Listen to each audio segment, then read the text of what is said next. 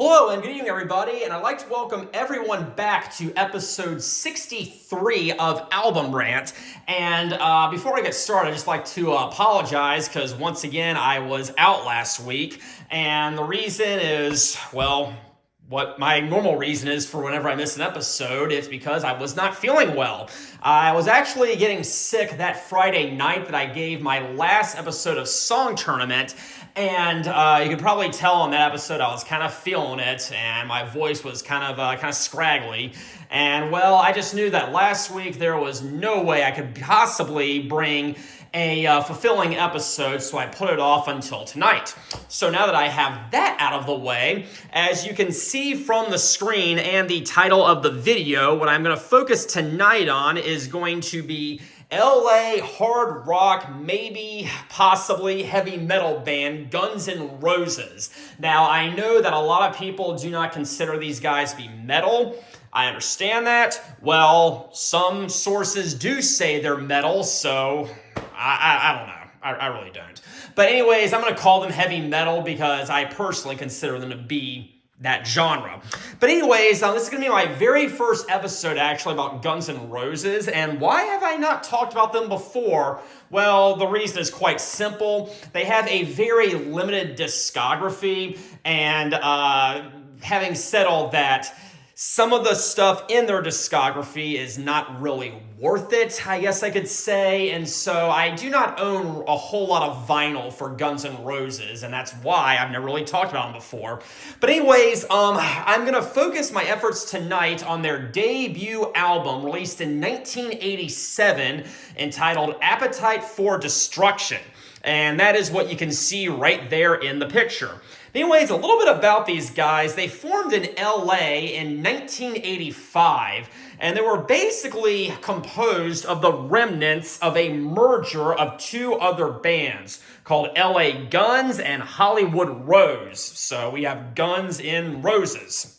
Okay, fair enough. Now, I have kind of gotten into LA Guns a little bit, and I just gotta be honest, they're not really, I didn't really think that much of them. I thought they would be awesome, and I mean, they did have a few good songs, but I thought the songwriting was very, very lacking. But they played in clubs quite a bit from 1985 to 1986, and they even at one point put out a live EP called Live Like a Suicide, which can also be found on the GNR Lies EP that has also been released along with some acoustic numbers. And it has songs such as Reckless Life, Anything Goes, Nice Boys, and a cover of Mama Kin by Aerosmith. So worth checking out. But around that time, they also considered putting out an EP, which was going to include songs such as Don't Cry, which would later be found on the Use Your Illusion album, Heartbreak Hotel, so cover of an Elvis song, Think About You, and Anything Goes, which I will get to in just a second. But in 1986, I believe, Tracy Guns actually left the band, and he was replaced by Slash. And so the whole EP idea kind of fell through, and we never really got to hear those recordings. But anyways, by around the time of 1986, they finally got a record deal with Geffen Records, and they formed what I guess could be considered their quote-unquote classic lineup. And that consisted of Axel Rose on lead vocals, Slash on lead guitar, Izzy Stradlin on rhythm guitar, Duff McKagan on bass guitar, and Steve Adler on the drums. And many consider these guys to be a mix of punk rock, blues rock, metal, glam rock, etc. And many of them actually consider them to be the quote-unquote Rolling Stones of the 80s. Aerosmith being the Rolling Stones of the 70s. And well, to be perfectly frank, I can kind of see the similarities between those three artists. They've got very, very similar styles, and so I can definitely respect anyone who sees it that way. But unfortunately, this album did not really gain a whole lot of traction at first. But fortunately, about a year later in 1988, a couple of these songs received substantial radio play, which is really what put this album and this band at much higher levels and propelled them into the stratosphere, and they became the mega force that we know them as today. So let's flip over on the back. And yep, there's a picture of the band. I bet that's the best they have ever looked. You gotta look nice for the picture. But anyways, can I try to ID these people? That's obviously Axel right there. That would be Izzy right there. Slash is right there. He's looking good. We have Duff McKagan right there. And then Steve Adler would be right there. This would actually be the one full album that Steve Adler even played on. He played on one song on their follow-up in 1991, but he was basically let go from the band because of drug use. Yeah, if these guys are saying that your drug usage is out of control, you really need to rethink your life. So let's see what we have up here. Okay, this font is very, very small, so I'm gonna have to do the best I can and really kind of zoom in here. But, we have some credits right there, and you can see right there that the record is divided into side G and side R. So, interesting approach. Let's go ahead and see what side G has to bring us. And you can see right here, the very first song off this album is called Welcome to the Jungle. Yes, that Welcome to the Jungle. Such a popular song, such a well-known song, and it has been permanently ingrained into our pop culture. And this was even at one point named the greatest hard rock song ever by VH1. Now, the very first time I ever heard this album, I was actually in the car with someone and they felt like introducing me to Guns N' Roses. I was a kid at the time, but man, when Welcome to the Jungle first came on, I was hooked immediately. We have a very heavy, very metallic guitar riff at the very beginning, but at the same time, it's got a very, very slick and raunchy production. And then the band starts kicking in, and this thing just absolutely rocks. And Axel comes in a little bit, and he's got a very, very high voice, but at the same time, he sounds very, very ferocious. And I was just hooked from the beginning. I actually, in my early days, when I was like 16 or 17 or so, compared him to Geddy Lee of Rush. And, on first listening, you definitely can hear the similarities, but upon further listening, maybe not quite so much. But again, Welcome to the Jungle is very fast, very thunderous, and very, very aggressive, and I just absolutely love it. But at the same time, if you listen to the lyrics, it's actually a very, very simple song about trying to fit in. LA, of course, is the quote-unquote jungle, and it's about being lost inside the jungle, inside the city, and never really quite finding your place, never quite finding your way in life. And it's really quite fascinating that the music and the lyrics contradict each other so much. But at the same time, contradictions can work very, very well, okay? But initially, this was based off of a riff that Slash wrote in his early days, and essentially it laid the groundwork for Welcome to the Jungle. And of course, the band members came in, everybody kept adding their own little thing until eventually we ended up with this song, which again was a huge, big mega hit. Apparently, the entirety of this thing was written in 3 hours. That is very impressive. I mean, if they write a best-selling single every 3 hours, you would think these guys would, be multi-billionaires, I guess, if they're not. But again, you only hit success every now and then, so it's kind of understandable.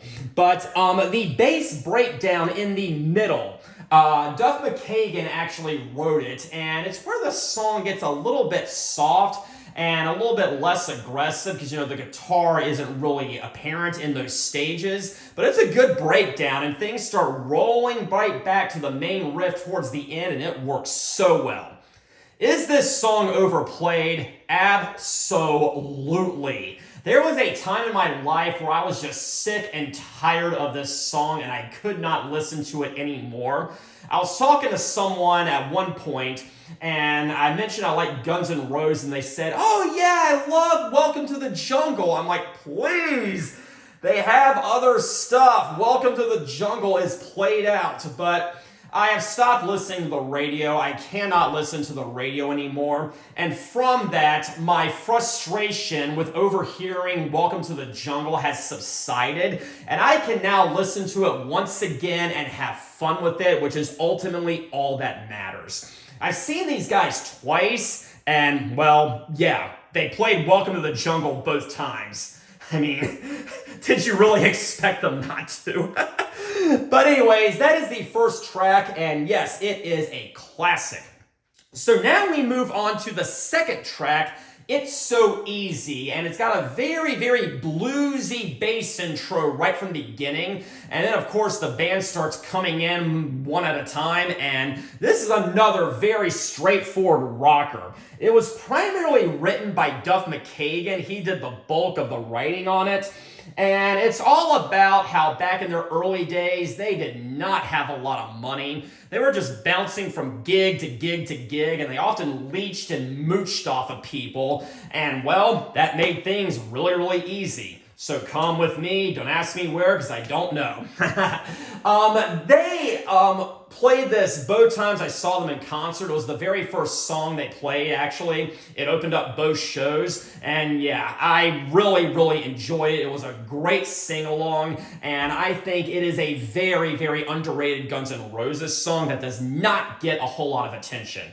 There is a usage of the F word in it, and if that is the reason it has not received a lot of radio play, I understand that, but at the same time, it's only one. Can't be that hard to edit that out. I mean, rap gets played on the radio and they edit out all the language there, so I don't know.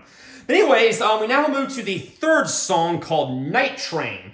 And from what I understand, this is actually a tribute to a brand of cheap Californian wine called Night Train Express that the band really, really loved. Mostly because it was very cheap and it had very high alcohol content. So, they could get their buzz for not a lot of money, which in the early days they were very poor, so that makes complete and total sense.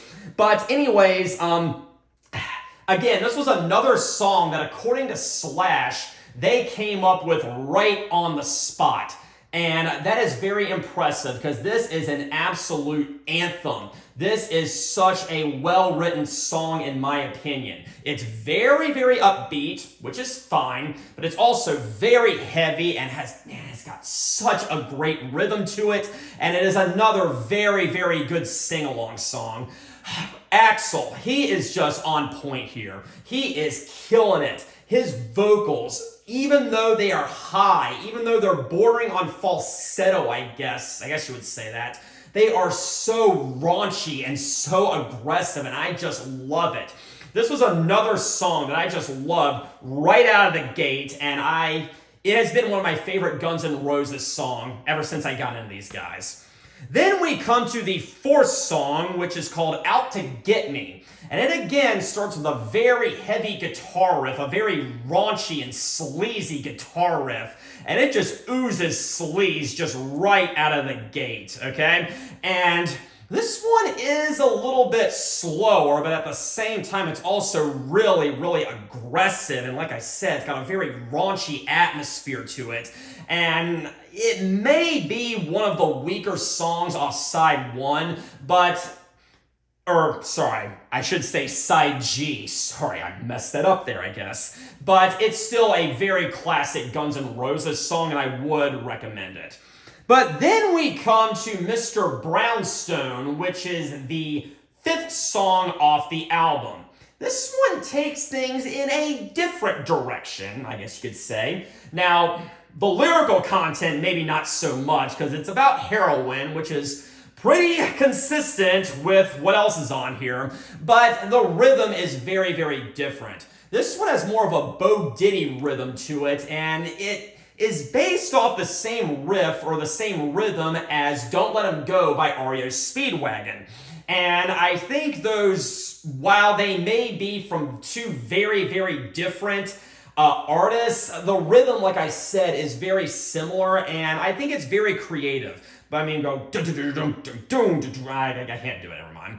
But anyways, apparently, like I said, or actually I should say, it is about heroin, and it's all about how heroin kind of sucks you in. You start out by doing a little and you like it, and so you start doing more and more and more, and to the point where you're completely and utterly out of control. And that's what drugs do to you, unfortunately. And heroin, guys, the thing about it, in order to get the high that you want, you have to take a near lethal dosage. But it's all about, like I said, becoming dependent and on a heroin and building up a tolerance to it, which, again, is going to lead one down the path of destruction.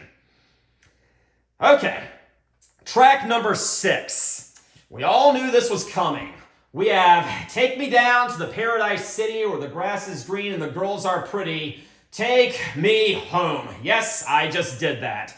This is the second very, very popular and big anthem off of this album.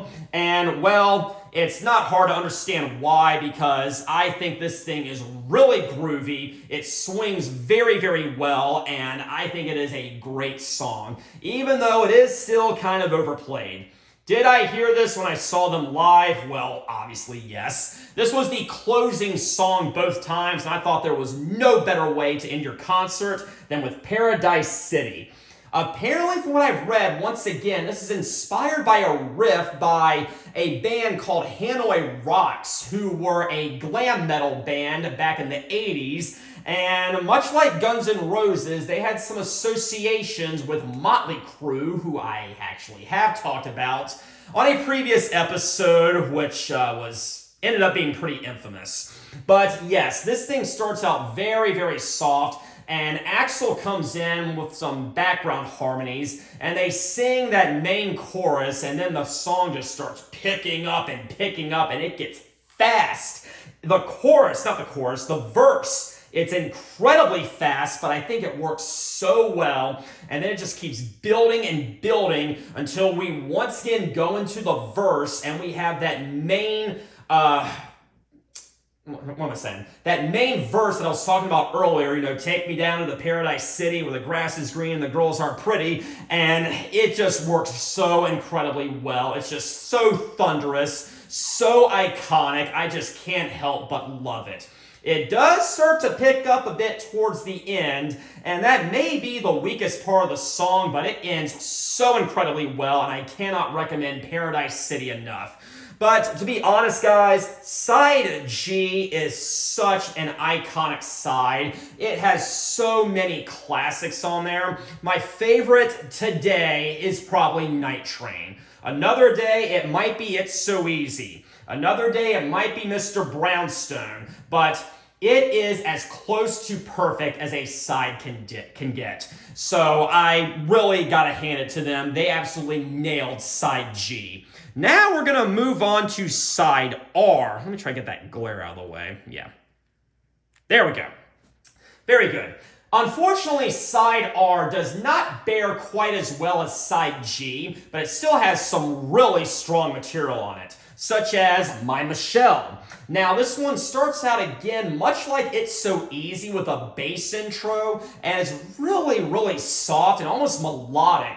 But after that bass intro, of course, the band starts kicking in, and we once again have the very, very sleazy atmosphere we have grown accustomed to on the previous tracks. And it's, again, another very, very aggressive number. It's a little bit slower, but that's not to the song's detriment at all, not one bit.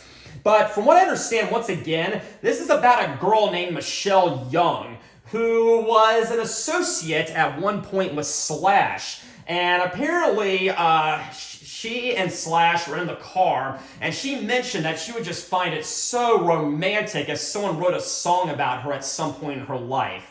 And Slash brought the idea to the rest of the band. Of course, they composed the music, and I think Axel, I want to say, was working on the lyrics. And he initially intended it to be a very, very sweet and romantic song, but that wasn't really quite working, and Axel later changed it to accurately reflect the dysfunction that was in her life, and it's very, very apparent in these lyrics. What is it? Her daddy was in porno now that mama's not around. She used to love her heroin, and I forget what comes next. But yeah, right from the bat, you know this is not a sweet romantic song, but I think it just works so well, and the chorus is very, very catchy. Well, well, well, you just can't tell. Well, well, well, my Michelle.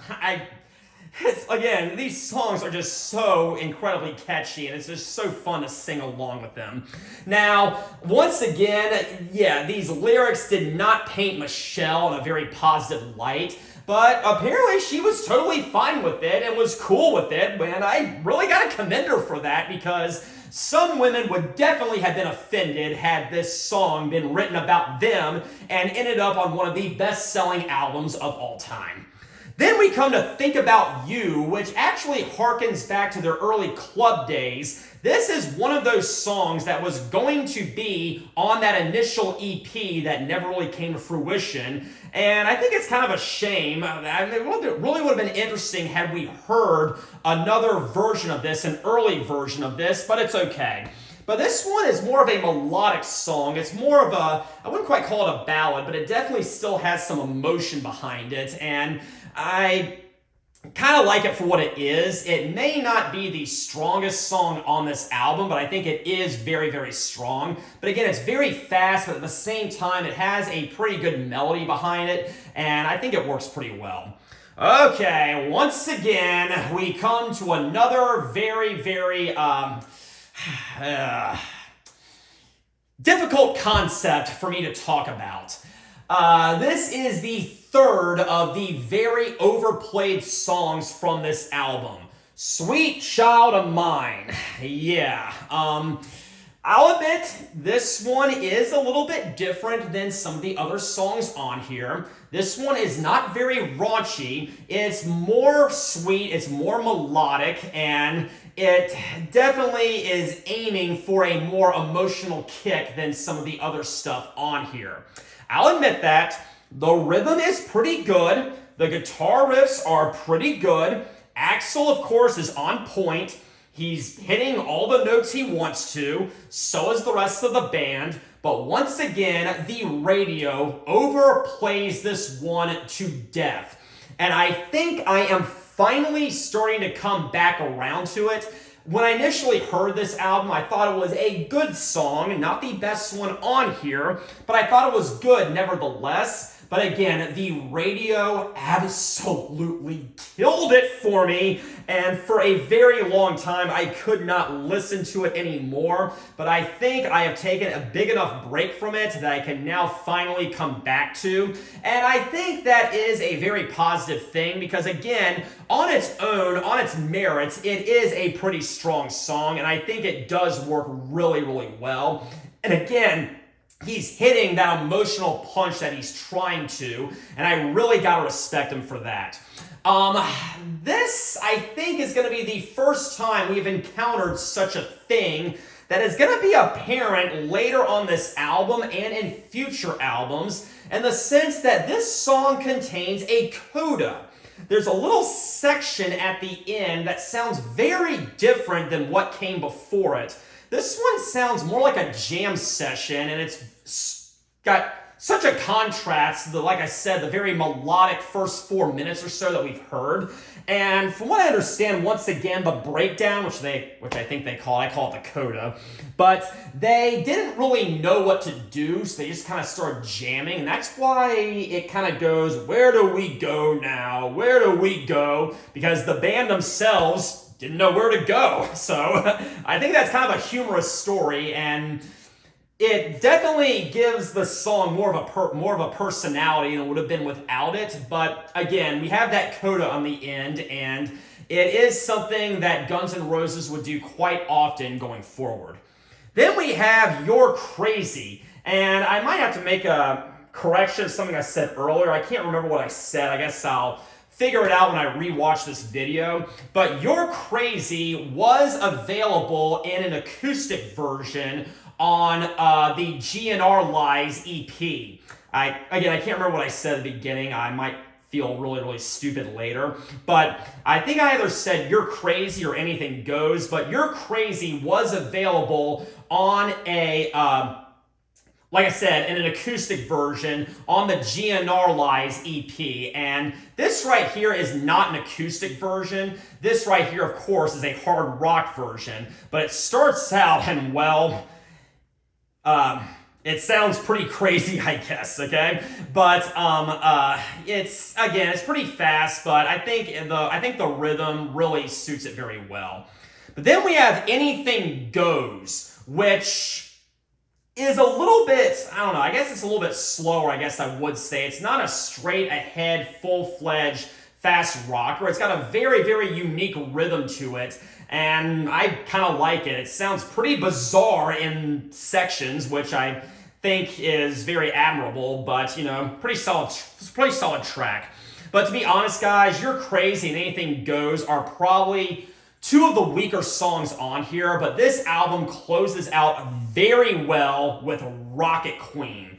This one is a little bit slower, a little bit more brooding, but it still has kind of a fast pace behind it, if that makes sense. It's definitely slower than some of the other stuff on here, but I think it broods along very, very well. And again, throughout the verse, it has kind of a building motion to it. It just keeps building up and building up and building up until the entire thing just crescendos in the chorus, and Axel is just so on point. Here I am, your Rocket Queen, and something with being a little obscene. It's great, okay? In the middle, there's an interlude, and we have some sexual moans from a female performer. I can't quite recall her name, but yeah, that's also a pretty interesting, albeit on the nose touch for the atmosphere that this band and this album and this song are trying to set. But anyways, once again, Rocket Queen is such a thunderous anthemic closer, but just like Sweet Child of Mine, it again has a coda. Now, what I find interesting is this. The coda to Sweet Child of Mine was not quite as melodic, it's a little bit more aggressive than what the rest of the song was. The coda to Rocket Queen is more melodic than what the rest of the song was, so we kind of have an inverse relationship here, I guess you could say. But yeah, I think the coda probably could have been cut here. I'm not the biggest fan of it, but regardless, Rocket Queen closes out the album so well. I love it. And they did play this one live both times I saw them, and I just went nuts. I loved it. And Rocket Queen is definitely the best song off of side R. And it is definitely one of the best songs off the album, and it's one of the best Guns N' Roses songs of all time. Now, Appetite for Destruction. I wholeheartedly recommend this album. This is one of my favorite albums ever. I have loved it ever since I was 16. I think everyone should hear this album, even though a couple of the songs are a little bit overplayed. Now, what is a little bit frustrating about Guns N' Roses is on their follow-up album, which came 4 years later, if they had just repeated what made Appetite so great, I think that their follow-up album would have been incredible. Unfortunately, I think they got a little bit too full of themselves. They started writing very, very long progressive numbers. I mean, these things were up to 8, 9, 10 minutes or so, which is not something you would really expect from these guys. Some of the songs started getting very, very artsy, and I think it really hurt them because, that follow-up album, it was a double album, actually. Use Your Illusion 1 and Use Your Illusion 2. And while I do commend them for a gallant effort, I do commend them for trying to be big. I think they tried to be too big, and it mostly did not work as well for me as Appetite did. There was some great stuff on there, but at the same time, there was an awful lot of filler, which ultimately hurt it. But this right here is Guns N' Roses at their very best. This right here is Guns N' Roses where they're just being themselves, and boy, it works so well, and I think everyone should check out Appetite for Destruction. So anyways, as far as next week goes, knock knock, who's there? Tuna fish. Tuna fish who? But until then, have a very pleasant evening.